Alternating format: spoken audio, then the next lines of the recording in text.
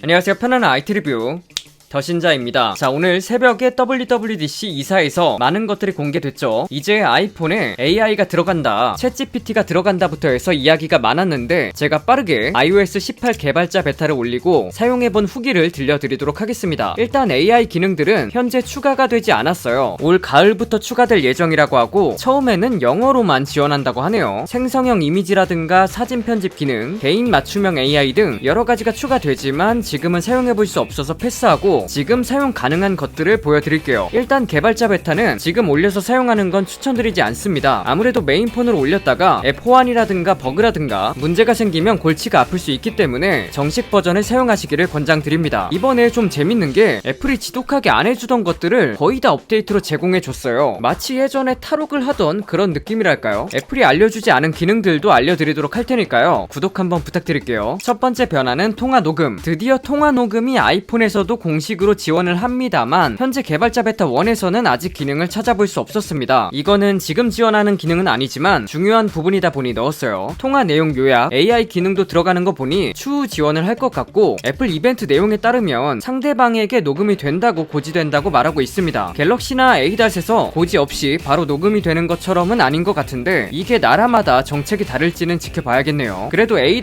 선택지가 없던 통신사를 쓰시는 분들에게는 좋은 소식이겠습니다. 두 번째는 드디어 마침내 전화 바로 안 걸리게 업데이트 되었습니다. 이걸 이제야 해주다니. 저도 얼마 전에 잘못 눌러서 전화를 걸었다 취소한 적이 있는데 이제는 한 번 눌러도 전화가 바로 가지 않습니다. 아니면 우측에 작게 전화 버튼이 생겼는데 이걸 누르면 전화가 한 번에 갑니다. 이제 실수하는 일은 전보다 확실히 적어지겠습니다. 세 번째는 앱 아이콘 배치 마음대로. 기존 아이폰은 무조건 위에서부터 아래로 앱 아이콘이 내려오는 방식이었잖아요. 그래서 꾸미기 하시는 분들은 투명 앱을 만들어서 배치를 바꾸고 이렇게 불편하게 했어야 했는데 이것도 드디어 마음대로 변경이 가능해졌습니다. 이제 이렇게 배치해서 사용이 가능하죠. 네 번째는 잠금화면 사용자와. 잠금화면을 꾹 눌러서 편집에 들어가 보면 이제 아래에 고정되어 있던 손전등과 카메라를 변경 가능하도록 변한 걸 알 수 있습니다. 여러가지로 변경해 볼 수 있겠죠. 다섯 번째는 앱과 위젯 전환. 이게 무슨 이야기냐면 이렇게 위젯을 꾹 누르거나 앱을 꾹 눌러보면 중간에 아이콘들이 있어요. 눌러보면 앱과 위젯을 자유롭게 전환하는 게 가능해졌습니다. 위젯은 크기별로 선택해서 바로바로 전환할 수 있습니다. 여섯 번째는 사용자와. 홈화면을 꾹 눌러서 좌측 편집을 눌러보면 사용자와라고 생겼는데요. 여기 보면 앱을 작게 크게 변경할 수도 있고요. 크게 변경하면 앱 이름이 없어집니다. 앱을 다크모드로 해서 까맣게 바꾼다거나. 근데 다크모드 적용은 기본 앱만 변하더라고요. 배경화면을 어둡게 하거나 밝게 한다거나. 재밌는 건 가장 마지막 틴트드인데 애플답지 않게 앱의 컬러를 일괄적으로 바꾸는 기능을 넣어줬더라고요. 컬러를 한 번에 맞춰서 안정감을 느끼고 싶은 분들이 사용하면 좋을 것 같습니다. 이렇게 꾸미는 분들 꽤 있잖아요. 이제 한 번에 설정해서 사용할 수 있습니다. 근데 또 보다 보면 앱 구별이 안 돼가지고 그냥 다크모드로 쓸 것 같아요. 일곱 번째는 제어센터의 변화입니다. 제어센터를 내렸을 때 기본으로 나오던 것에서 음악이나 홈이나 여러가지 모드를 볼 수 있게 되었고요. 꾹 눌러서 자유롭게 편집도 가능합니다. 우측 하단에 표시되는 것들은 크기를 변경해서 사용할 수 있는 거고요. 또 여러가지 기능들을 추가하거나 삭제하거나 커스텀하는 것도 쉽게 가능해졌습니다. 여덟 번째는 눈 추적 기능. 설정 손쉬운 사용 눈 추적에서 사용할 수 있는데요. 눈만으로 기기를 제어할 수 있는 기능입니다. 눈 추적 기능을 켜면 점을 따라서 사용자의 눈에 맞추는 작업을 진행합니다. 간단한 작업이 끝나면 이제 눈을 추적해서 아이폰 사용이 가능해집니다. 잠시 멈춤 제어 기능을 켜고 눈으로 잠시 응시하고 있으면 한번 터치하는 효과도 줄 수 있고요. 이건 어시스티브 터치에서 변경할 수 있습니다. 이 기능은 신체적 장애가 있는 분들을 위해 보완된 기능이라고 하네요. 아홉 번째는 음악 햅틱 기능. 설정 손쉬운 사용 음악 햅틱에서 켜고 끌 수 있고요. 애플 뮤직에서 음악을 들을 때 적용이 되는데 음악에 맞춰서 햅틱 반응이 오는 기능입니다. 엄청 다이나믹하다거나 그렇지는 않은데요. 이 기능은 청각장애 또는 난청이 있는 분들을 위해 나온 기능이라고 합니다. 열 번째는 앱 잠금 기능. 이거는 굉장히 유용해 보이더라고요. 잠그고 싶은 앱을 꾹 누르면 Require Face ID라고 나와요. 이걸 눌러보면 이제 이 앱을 열거나 시리에서 사용하려면 페이스 아이디가 필요하다고 나오죠. 사진 앱이나 메일이나 이런 민감한 정보를 가지고 있는 앱은 잠그고 사용하면 좋을 것 같습니다. 기본으로 지원을 해주니까 만족스럽고요. 또 기본 앱이 아닌 다운로드 받은 앱은 앱을 숨기면서 잠글 수도 있습니다. 앱을 아예 안 보이게 하는 것까지 가능한 거예요.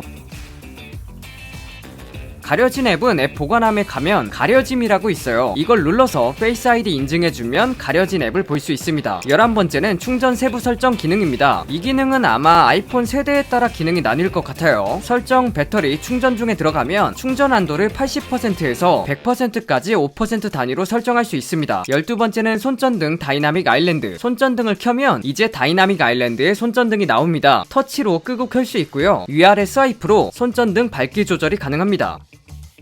그리고 좌우 스와이프로 플래시 범위를 좁게 넓게 설정도 가능하더라고요. 참 별거 아닌데 이런 거 애플이 잘하죠. 13번째는 버튼 누를 때 표시. 볼륨이나 전원이나 액션 버튼이나 버튼을 누를 때 옆에서 살짝 튀어나오는 거 보이시나요? 이것도 추가가 됐더라고요. 15번째는 차량 모션 큐. 차량 모션 큐는 차량에 탑승했을 때 멀미를 줄여주는 기능이라고 합니다. 제어 센터에서 기능을 켜면 점들이 표시되는데 이게 차량 움직임에 따라서 같이 따라서 움직인다고 하더라고요. 그게 감각 충돌을 줄여줘서 멀미를 줄여준다고 합니다. 차량에 탑승했을 때로 켜두면 자동으로 인식해서 반응을 한다고 하네요. 자, 이번 영상에서는 빠르게 iOS 18 개발자 베타를 사용해본 후기 그리고 새로운 기능들을 보여드렸습니다. 이번에 굉장히 많은 기능들이 추가된 것 같아요. 절대로 안 해줄 것 같았던 기능들을 추가해줘서 좀 신기하기도 하고요. 더 많은 꿀팁과 기능들 계속 가져와 볼 테니까요. 여러분들 구독 한번 해주시면 감사하겠습니다. 오늘 준비한 영상은 여기까지입니다.